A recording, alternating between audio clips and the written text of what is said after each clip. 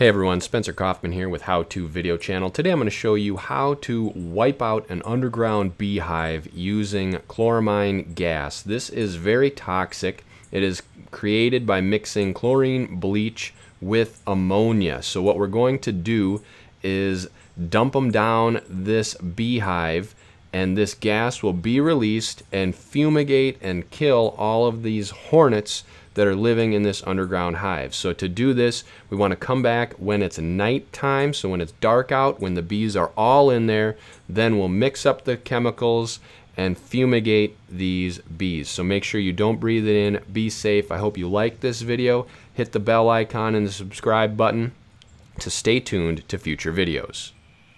Alright, so here we are. It is night time, and we've got this underground beehive that we are going to take care of with bleach and ammonia.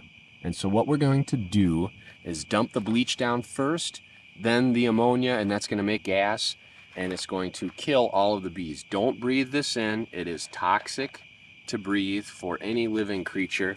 So here we go. Be very careful. Bleach first. All right, wait a minute. Now the ammonia. Might as well do it all. All right, there's a little gas you can kind of see, but what that's going to do is mix in, and it's creating a small smoke.